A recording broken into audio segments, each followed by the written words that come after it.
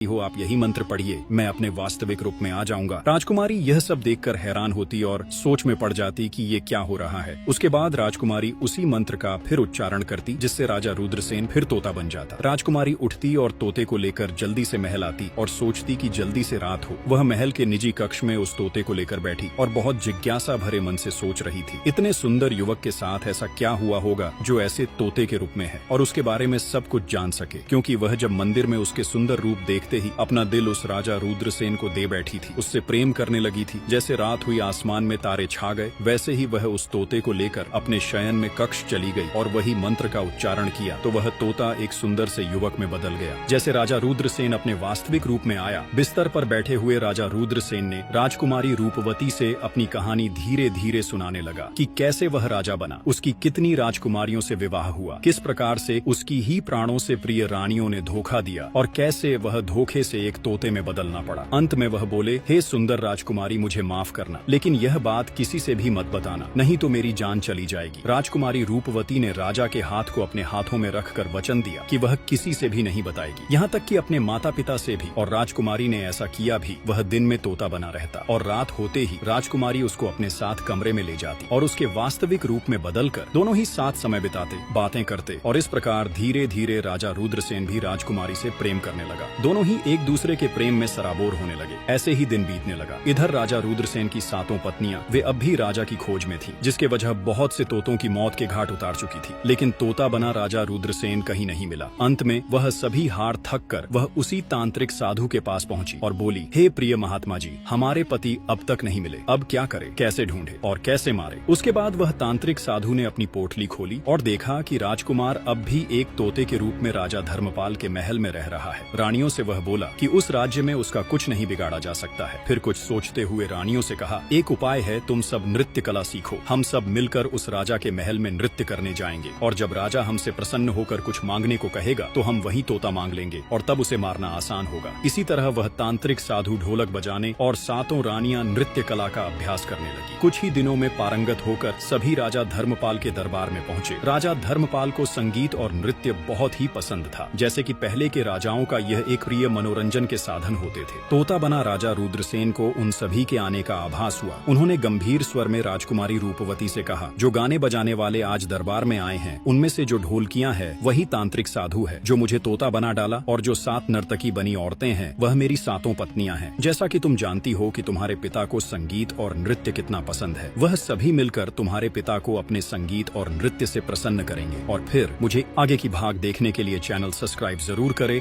और वीडियो को लाइक करें।